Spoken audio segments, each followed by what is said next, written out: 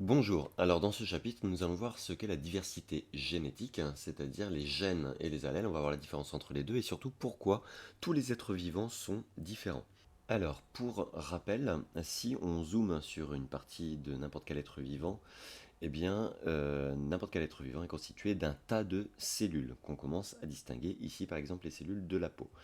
Et si je zoome sur ces cellules, rappelons que chaque cellule est constituée d'une membrane, d'un cytoplasme et d'un noyau.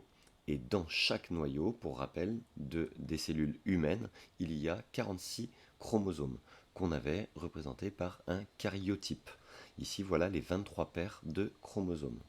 Et bien, si je zoome sur un des karyotypes, vu que c'est le même dans toutes les cellules, voilà les chromosomes, nous allons voir qu'à l'intérieur de ces chromosomes, il y a les fameux gènes.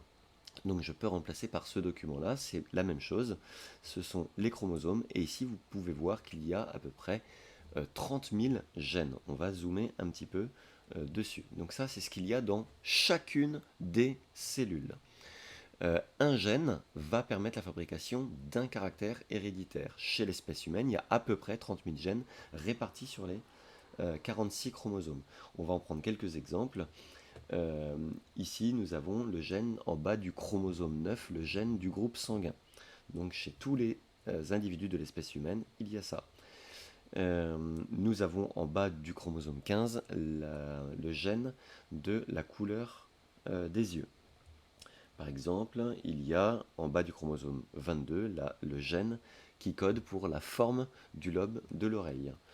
Et si je prends un dernier exemple, eh bien, euh, ici en haut du chromosome X, il y a un gène qui nous permet de fabriquer une protéine musculaire. Et ceux pour qui ça ne fonctionne pas bien, ils ont ce qu'on appelle la myopathie de Duchenne. On voit donc que, en fait, tous les humains ont exactement les mêmes gènes aux mêmes endroits sur les mêmes chromosomes. Donc tous les individus d'une espèce ont les mêmes gènes. On va voir pourquoi est-ce qu'ils sont quand même différents. Si je reviens ici, donc un gène c'est un petit bout de chromosome qui fabrique un caractère héréditaire. Par exemple, euh, chez l'espèce humaine, il y a le gène de la bouche qui va donc créer la bouche. Et c'est pareil chez tous les animaux. Ça veut dire qu'on a des gènes en commun avec les autres êtres vivants. En revanche, chez les éléphants, par exemple, eux, ils ont le gène de la trompe que l'humain n'a pas. C'est la raison pour laquelle ils ont une trompe. Ils ont aussi le gène des défenses, c'est-à-dire ceci. Et donc ce gène permet de développer les incisives, nos dents, et d'avoir des défenses. Chez les végétaux, eh bien, eux par exemple, ils ont le gène de la chlorophylle, ce qui leur permet d'avoir de la chlorophylle, le pigment vert qui leur permet de capter l'énergie lumineuse, comme un panneau solaire.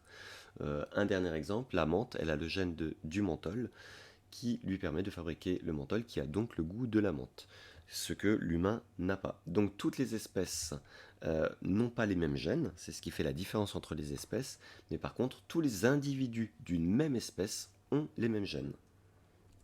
Alors ce qui est incroyable, c'est que donc un gène c'est un bout de chromosome, donc un bout d'ADN puisque les chromosomes sont fabriqués d'ADN, c'est un bout d'ADN qui va fabriquer un caractère héréditaire. Et on s'est aperçu que cet ADN c'est le même pour tous les êtres vivants. Et donc un gène d'une espèce peut être lu par une cellule d'une autre espèce. On va prendre un exemple.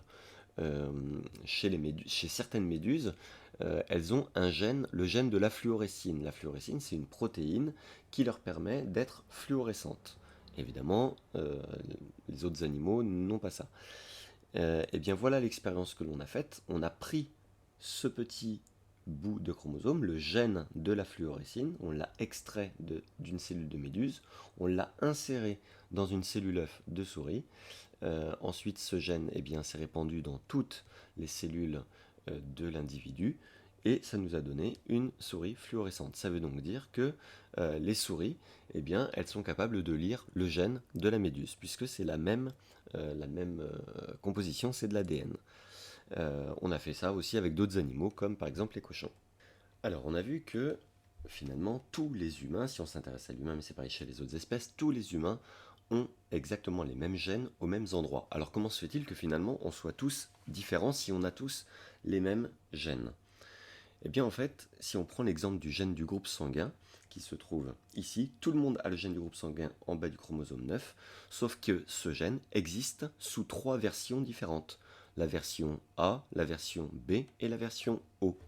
Donc ces 3 versions existent dans la population, et c'est selon la version que l'on possède qu'on a tel ou tel groupe sanguin.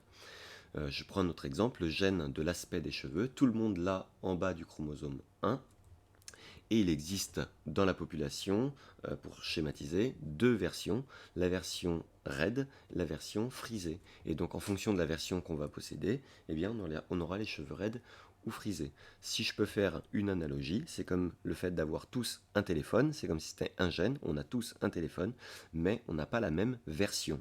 En l'occurrence ici, ce serait la marque. Et bien là c'est pareil, on a tous un gène de quelque chose, d'un caractère, mais on n'a pas tous la même version. Alors pour voir comment ça s'articule au niveau des allèles, au niveau des chromosomes, on va prendre l'exemple de la tomate qui, elle, possède dans son karyotype 12 paires de chromosomes et nous allons nous intéresser que à la paire numéro 1 et la paire numéro 2. Sur la paire numéro 1, il y a le gène qui concerne la couleur. Et sur la paire numéro 2, il y a le gène qui s'occupe de la forme. Donc, si je me suis trompé, désolé, sur le 1, c'est le gène qui s'occupe de la couleur, de la forme, décidément, et sur la paire numéro 2, le gène qui s'occupe de la couleur. Voilà comment ça se passe dans la population des tomates. Si on s'intéresse à la couleur, eh bien, ce gène existe en plusieurs versions, en 2 versions pour schématiser. La version R, qui est l'allèle responsable de la couleur rouge, et la version jaune, J, l'allèle J qui est responsable de la couleur jaune. Et on rajoute une information, c'est que R, c'est comme ça, il y a des allèles qui sont dominants sur les autres. Donc ici, R est dominant sur J, c'est pour ça qu'on l'a mis en majuscule. Voilà les possibilités qui peuvent exister. Soit la tomate aura un R ici, comme les gènes sont en 2 exemplaires, elle aura donc à chaque fois 2 allèles. Et il peut y avoir R aussi de l'autre côté. Dans ce cas-là, la tomate sera rouge. Si par contre on a R d'un côté et J de l'autre, si on inverse c'est exactement la même chose, sachant que R est dominant sur J, c'est R qui l'emporte. J dans ce cas-là, il se tait. Donc elle sera quand même rouge, parce que R est dominant. En revanche, si les deux allèles sont J et J, alors là, dans ce cas-là, la tomate sera jaune, puisqu'il n'y a pas l'allèle R qui est dominant. Donc s'il y a 2 allèles récessifs, c'est celui-là qui va l'emporter. Si je prends la même chose, mais cette fois-ci avec la forme, donc le gène qui se trouve sur le chromosome 1, on va dire qu'il y a 2 allèles, 2 versions différentes. L'allèle L qui est responsable de l'aspect lisse de la tomate, et la version C qui est responsable de l'aspect côtelé de la tomate. L est dominant sur C. Donc soit j'ai L et L, la tomate sera lisse, soit j'ai L et C comme version, comme allèle, et du coup j'aurai quand même une tomate lisse parce que L est dominant sur C, donc il l'emporte. C'est ce qu'on a vu ici. Soit j'ai C et C, et dans ce cas-là, la tomate sera côtelée, puisque j'ai 2 fois l'allèle récessif. Ici, pour avoir une tomate côtelée rouge, eh bien, il faut que j'ai C, C sur le chromosome 1 et peut-être R et R sur le chromosome 2.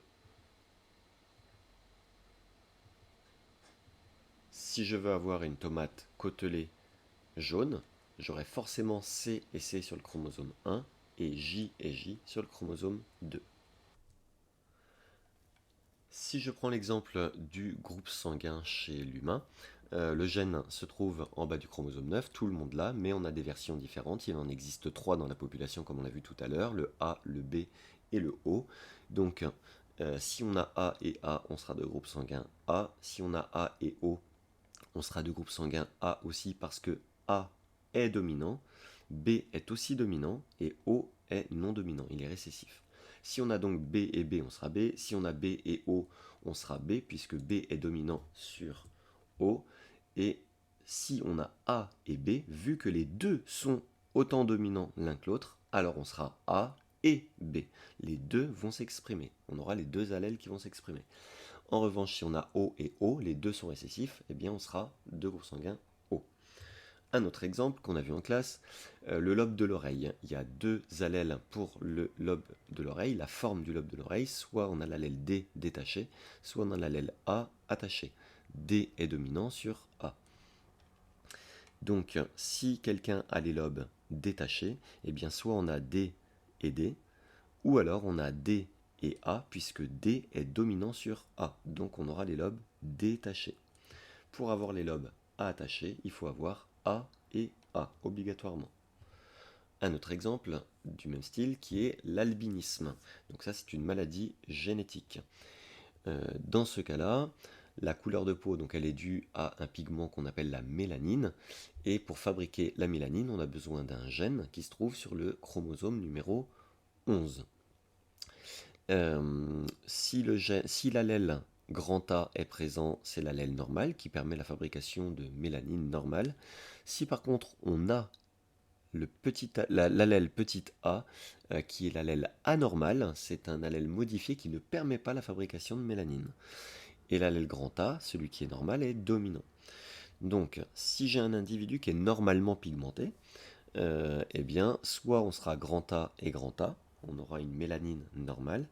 Si par contre on a grand A et petit a, vu que grand A est dominant et permet la fabrication de la mélanine normale, alors on sera quand même de pigmentation normale.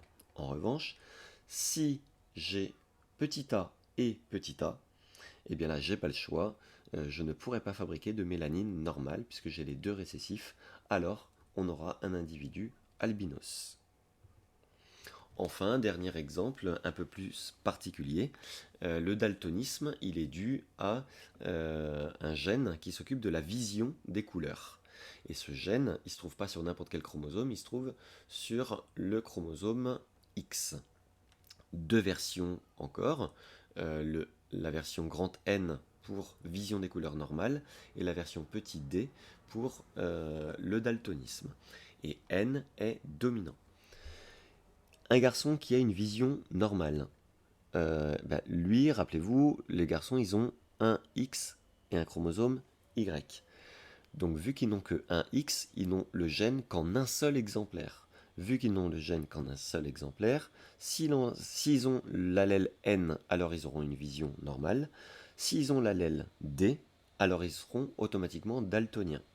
En revanche, chez les filles qui ont les chromosomes X et X deux fois, alors ils auront le gène en double exemplaire. Ce qui fait que si ils ont l'allèle, elles ont l'allèle N et N, elles auront une vision normale. Si elles ont l'allèle N et D, elles auront quand même une vision normale parce que N est dominant sur D. Pour être daltonienne, une fille doit donc obligatoirement avoir petit d et petit d, deux fois l'allèle récessif. On peut donc facilement expliquer pourquoi les garçons sont plus daltoniens que les filles, parce que, comme ils n'ont qu'une seule version, s'ils ont l'allèle D, en gros, ils n'ont rien de l'autre côté pour rattraper. Alors que les filles, si elles ont l'allèle D, elles ont toujours l'autre chromosome X qui peut rattraper le coup, on va dire ça comme ça, en ayant l'allèle normal. D'ailleurs, la myopathie de Duchenne, c'est exactement le même principe puisque le gène responsable de cette maladie se trouve aussi sur le chromosome X. C'est la raison pour laquelle il y a plus de garçons touchés que de filles. Alors nous allons voir maintenant, dernière chose, comment un allèle apparaît, comment une version de gène apparaît dans l'histoire de la vie, dans l'évolution. Eh bien ça apparaît par mutation, c'est-à-dire par changement. En gros, un allèle va muter un jour de façon spontanée, au hasard, et ça va donner un nouvel allèle, puisqu'il ne sera plus le même. Un allèle faisant un caractère héréditaire, si j'ai un nouvel allèle, je vais avoir un nouveau caractère héréditaire. Si on fait une analogie, c'est le même principe qu'un code barre.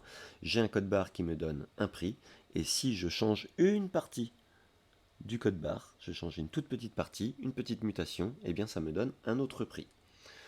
Si on s'intéresse au groupe sanguin, eh bien, on pourrait dire qu'au départ, il n'y avait que le groupe sanguin, que l'allèle A.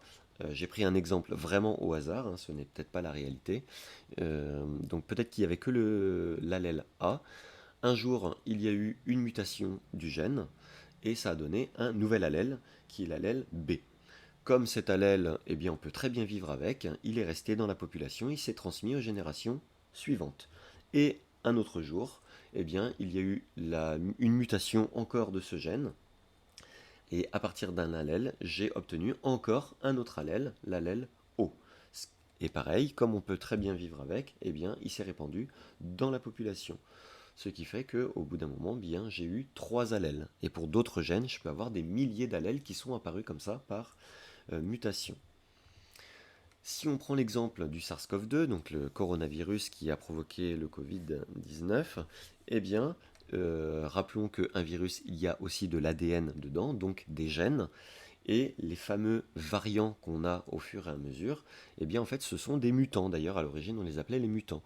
Et à chaque fois qu'on a un nouveau variant, c'est parce qu'il y a eu des mutations dans le gène du virus qui lui ont donné un petit caractère héréditaire différent, et donc ça lui donne une, euh, une particularité différente. Par exemple, si un allèle s'occupe du caractère très contagieux, eh bien il pourrait y avoir une mutation de l'allèle. On obtient un nouvel allèle et le nouvel allèle pourrait être à l'origine d'un caractère très très contagieux. C'est ce qui s'est passé, c'est pour ça qu'il y a eu des variants plus contagieux que d'autres. S'il y a une mutation qui donne un nouvel allèle et qu'il est moins contagieux, eh bien du coup il se répandra moins dans la population. Pareil, on peut avoir un allèle qui s'occupe de la dangerosité du coronavirus et par mutation, je peux obtenir un nouvel allèle et ce nouvel allèle pourrait donner un caractère très très dangereux. Donc c'est pour ça que les scientifiques euh, explorent et étudient beaucoup ces mutations à la carte. On prend un dernier exemple, celui de la couleur des yeux. Donc là, on sait que la mutation qui se trouve sur le gène OCA2 du chromosome 15, c'est celui qui est responsable de la couleur. À l'origine, les yeux étaient marrons. Il n'y avait que l'allèle marron. Et on sait qu'il y a eu une mutation il y a à peu près entre 10 000 et 6 000 ans et qui a donné un nouvel allèle. Et cet allèle a donné un nouveau caractère, le caractère de la couleur des yeux bleus. Voilà pour les gènes et les allèles. À bientôt.